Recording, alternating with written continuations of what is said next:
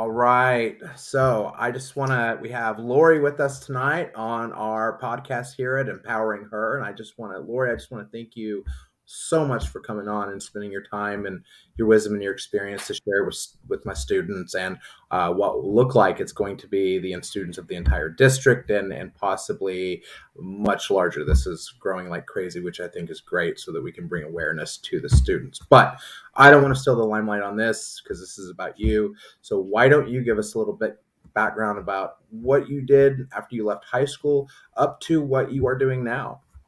Okay. Well, when I first left high school, I truthfully didn't really have a clue. I went to a community college. I got an associate's degree in marketing management. My plan was to major in business because I thought you can't go wrong with a degree in business. I didn't really know what I would be doing in business. And so I didn't have a lot of resources or anything. I kind of luckily landed working for a medical manufacturer. I continued my going to school at night to pursue my 4-year degree, my bachelor's degree, and worked for 2 medical manufacturers, and then ended up spending almost 20 years in pharmaceutical sales and training before going out on my own and starting my own business as a career coach, consultant, working primarily with students. So I work with high school students. I mean, I've worked with younger students, but I mean, as far as career path, Right. High school, college, recent graduates, and then occasionally I do work with some adult professionals that are just kind of looking for that next. Uh, because I kind of was like that when I was younger. I didn't know and didn't have the resources. Now it's the opposite problem with the internet and everything. There's so many resources and there's so much wrong information, and sometimes information that's good, but you just don't know what applies to you and how to figure it out. So that's kind of my reason for helping people really understand themselves, more so like kind of creating a formula for what their best roles will be that they Right. can use, rather than just an aptitude test of saying this is what you should be and only this one thing. That's just not practical. And Right. it's daunting. It's like, how do I know these things? You don't. Well, So and I think that is, that's a great point that you made where it's like you had no clue what was out there. And I'll be honest, it wasn't until about 6 months ago when I really started getting linked on LinkedIn that, because I mean, I knew people sold stuff and I knew people created stuff like for marketing and so I had this very like superficial and vague understanding of roles mhm. that were out there, but like I didn't realize the potential of somebody that got into recruiting or software engineering or marketing or even I've made a friend, Amelia, who's making a ton of money in tech sales and she's 26 and I'm like, you make how much? You I know. You're like like, this is wrong. but there were no resources like Yeah. career day came around and universities came out and they said, hey, for $60,000 we can put you in an engineering program and things like that, which I think is fine if if you want to be in a career field that has to have a degree in medicine, nursing, architecture, Mhm. then do that. But my goal here, and I love that you are self-employed. You are your own boss, because it just was a couple of my students didn't really understand that there were a lot of women in leadership positions and that there were a lot of women that like own their own companies and are very, very successful, Yeah. either without a degree or having a degree, but not, totally working in something not even related to their degree. Mhm. So what I think would be interesting to ask you is if somebody is watching this and they're like, I want to be my own boss, give us a couple of maybe stumbling blocks and roadblocks that that you might not typically think of that come up at when you're starting your own business and maybe when you're building that business. Sure. Figuring out your niche and what direction you want to go, having a good mentor, meaning finding someone that's done it or that can guide you, because it is hard. And I think also setting realistic expectations, because, even when I started as an adult, um, I thought, oh, I'll be up and running in 6 months to a year. And there's a lot more that goes into it, especially when you're marketing yourself and kind of wearing all the hats. So I think taking some entrepreneurship classes, or even reading books, because your local library, for the most part, probably, because I know mine does, has like the LinkedIn Learning or lynda.com. I think it's changed its name now to LinkedIn Learning, but they have so many resources that are free. And you can learn how to program, you can learn how to do Excel, you can learn how to do Canva or all these graphics, and you can really test out a lot of things with zero investment except for your time. And time ultimately is your most precious thing, because that's the one thing we can't duplicate or hack or anything. There's ways certainly that we can be more productive, but I think especially when you are in middle school, exploring those interests, and then also being honest with yourself and thinking about how you work best. If you're someone that responds, like very sensitive to stress, and you don't like necessarily tight deadlines, so you get very anxious. Just that's not a bad thing. It's just understanding where you might be, in what environment might be a better fit for you. Some people want to have realistic roles and are very creative or talented. And so, like, they can be entrepreneurs in, like woodworking and design, or some type of craft that they do. And they enjoy that. It's not that traditional. And whereas other people like to use more of their thinking skills more inward, and they might be fine, like working in an office or working with numbers, or just, being in front of a computer or anything like that. So it's really thinking about the activities and things that you enjoy, doing your natural strengths, and then what you value. That's something that is going to change for, at that age.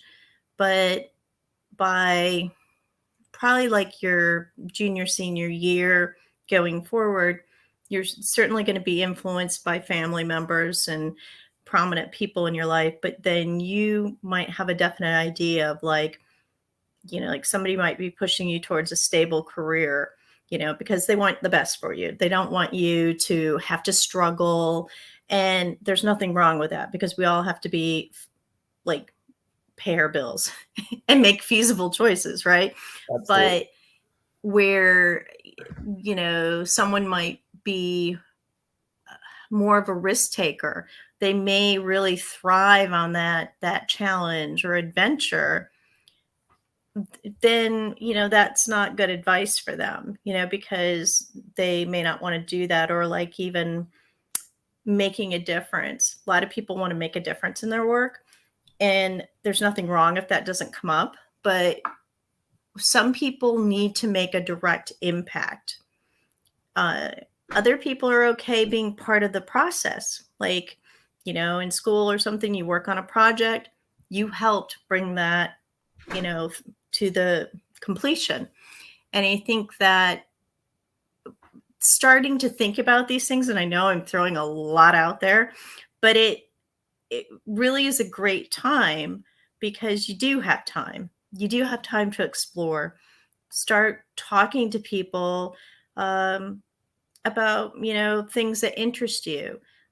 Contact me if I know someone that does that. I will try to find and set up an informational interview. Those were things that, a lot of people don't do. It can feel really awkward at first, but it's to get a true idea of what they really do, because that's another thing that I was guilty of when I was younger, is I fell in love with the idea of the job and what I thought it was and not what it actually was. And that's why so many people, when they do go to college, change their major, and because they're like, well, I don't really like this. And which leads me to another thing, because I know this was on your question about um, college and if it's necessary for what I'm in now. It isn't. I mean, I have a bachelor's degree. I've worked very hard for it. It took me a while, but I think that to be in the role that I'm in now, you do need some certification, for not only for credibility but for understanding. I think that there will be some coursework that you could take individual classes or even online. There's Coursera, and like I mentioned, the LinkedIn Learning or the library. Uh, Maybe even just a business class. I mean, depending, or learning how to work like QuickBooks, or having someone that that knows how to do that, that can help you manage and work through those things. So I'm not someone that says everybody has to go to college. I think it, if people want to go, I don't believe that there's like, you know, people that aren't college material. I think there's people that aren't necessarily wired to want to go that route, but I don't feel like it's because they're not academically able to do it. Like they'd rather be outdoors, or maybe they'd rather go into a trade. There are many trades right now that in vocational programs that are doing extremely well and are in very high demand. Uh, and you can be your own boss even eventually in those. So it's like, I think that there's no one set path, and there's many routes to a career. So speaking of your path, excuse me, Hmm. how did you figure out that the career coach was the path that you wanted to take? That in itself was even a process. I went through a company downsizing. Well, yet again, I had been through several. And the last time I was like, okay, I don't know that I really want to do this anymore. It kind of just uh, had been not as much fun for me. And I thought, well, you know what? I really need to figure out what I'm doing, learn how to interview better, kind of all the above. And I actually hired a coach, which I had never done before. And through working with her, and she was actually the creator of the certification that I use primarily now. I have another certification that I don't even use. It was good experience and knowledge for me, but beyond that, no.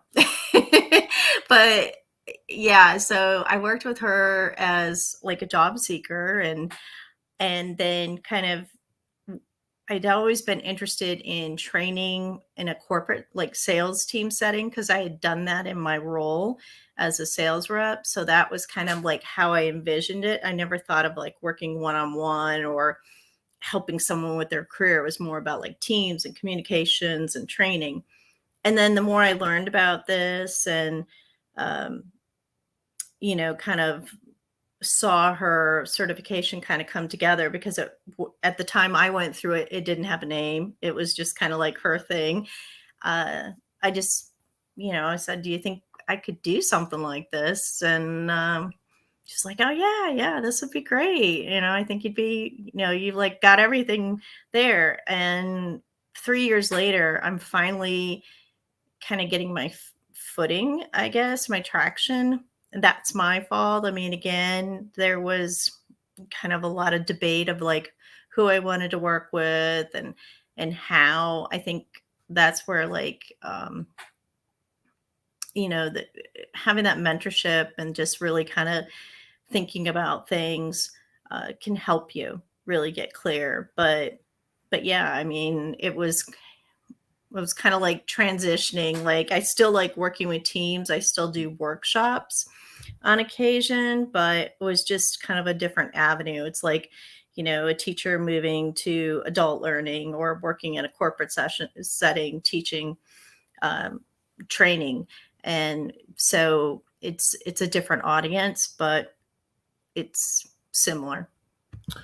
So, and I like how you mentioned that, after 3 years, you're kind of starting to get your footing. Because I think when we see people when we see people that own businesses, we usually see them after they have been successful, after they've had, 2 to 3 years of sleepless nights and like hairs falling out because they're stressed out and they're, and they, and they are, there are many times where they like stayed up late crying because they didn't think they were going to make it and stuff. So, I like how you have talked about, after 3 years, and that's the ones that I've spoke to that are also self-employed and entrepreneurs and CEOs and founders. That that's the kind of the recurring theme is you don't really see all that the elbow grease and all that the hard work and just that goes into it to get to being successful. And as one wonderful woman told me, she said the only difference between an entrepreneur and a non-entrepreneur is the entrepreneur doesn't quit when everybody else gives up.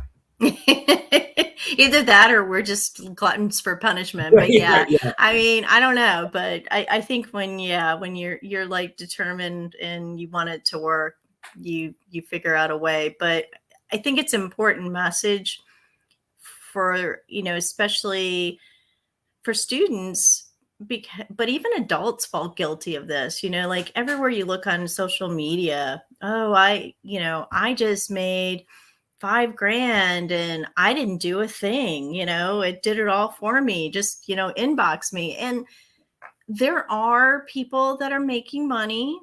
They're making money selling the people inquiring about how to make money. And, hey, more power to them.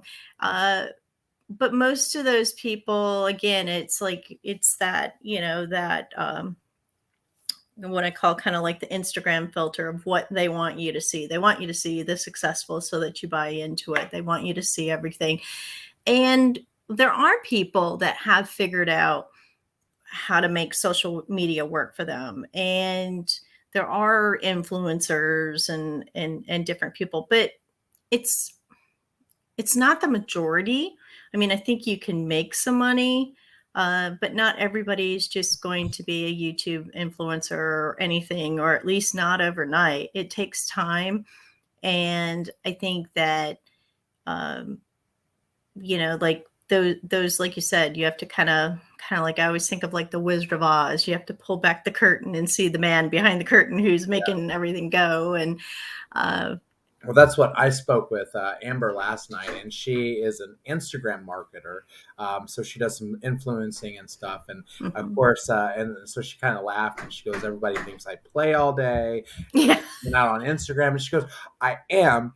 She goes, "However, it has taken years of marketing myself and reaching out and like building a portfolio where people are now paying me." And she goes, and sometimes she goes, for example, she goes, "I like to go to the gym, but I can't afford a personal trainer. So I trade out advertising for him." And so she goes, "I do a lot of," she goes, "I would just say that, for anybody that wants to make money off social media, just realize it's takes as much work, if not more, than, there's no shortcuts." And yeah, no, especially it would, there's so much competition in that field because everybody wants to do that. So yeah, yeah. I absolutely. mean, yeah, to her point, you really have to work it. And like I said, it can definitely happen for some people. They're very good at it, but they put the hours and the networking and day in and day out. I mean, you've got to really stay committed to it. And yeah, like for her, like you can, when you have businesses or services, you can barter. Just like, people that I know that own nail salons or hair salons, and, they can trade out for services too. So there's that factor that you can sometimes, like you might say, "Hey, I'll help you out with this if you can help me out with my website or something." So there are ways of getting services or getting help where you don't have to spend an arm and a leg. There's also the Small Business Association, which people can join, and they have a lot of services that will help, entrepreneurs and people starting out. I'm so glad you mentioned that, because that is, I didn't even think about that. And so, and especially if you have the younger, coming out of high school, and they kind of have this idea, I think we want to champion that entrepreneurship. So, Mm-hmm. um, Lori, so here comes that hot seat question for you. Okay? Um, that what is that one piece of advice that if you could, with everything you know now, if you could give to yourself back and say that middle school, high school time? I mean, I guess like one piece of advice is not necessarily career related, but just where, like, if you're having a hard time or if something's going on, I mean, it doesn't last forever. Like, middle school is not forever. Middle school is kind of a rough time. You're in between high school. Uh, you find your people. You'll find people when you graduate, regardless of what your path is. But I think, like, really just, being confident in yourself, which is really hard. It was something I didn't have a lot of confidence. I mean, I think a lot of teens, even if they don't admit to it, are insecure. We doubt ourselves. And uh, I think, just kind of like accepting. And it's like, if you've got a few good friends, that's better than having a bunch of people that aren't really great friends. And those are people that will stick with you. But And I think the older you get, at least for me, and maybe it's just when you have kids, you kind of lose all your friends. But as the older you get, the well, less that's friends you happened too. we're all busy working. We don't have time to hang out. I know. And then we like move and everything. But yeah, I mean, I think I've seen it with my own kids, and I'm just like, you don't worry about peaking in middle school or high school, like, um, just do what you can, try to do the best job you can, no matter what your academic aspirations are after high school. Um, get do what you can and try to explore those interests. I think join clubs, whatever you enjoy doing, but do it because you want to. I see a lot of advice about, especially people that are going the college route, and they think they have to be president of all the clubs. They have to do all this. They have to volunteer. Yeah, those things are important, but they really want to see the connection to you. They want to see what matters to you. So, like, if you like working at the Humane Society, or if you volunteer, like where a grandparent is in a local, nursing home or something. I mean, they'd rather see something that you continue, or if you're in Boy Scouts or Girl Scouts, those things are far more important than just doing activity for the sake of activity. Um, because, you're going to drive yourself crazy too in the process. And um, you're still like, got plenty of time to do that as an adult. You don't want to do that when you're that age. Yeah, you're right about that. Absolutely. Well, Lori, I can't thank you enough. I love this series. The kids are learning so much about the things that they wouldn't have been exposed to. So this is all about empowering and teaching, and I love the support that I've seen from so many people, and I like how you mentioned if they needed to reach out to you, because I'm always looking for mentors to come out and Oh help. yeah, I So mean, we'll I welcome them to do that. I mean, I can, you can send them my LinkedIn or my email. I mean, if they want to just email me, you have that. Um, yeah, I mean, I love that. And it's just things that I didn't have, and there are no dumb questions. I mean, I've followed people on Instagram, like students that I've talked to in other places. And um, there's a lot of things you can do now to kind of test the waters, and you might even make some money along the way. never know. All right. Well, thank you so much, Lori, and I will be in touch with you very, very soon. All right. Thank you.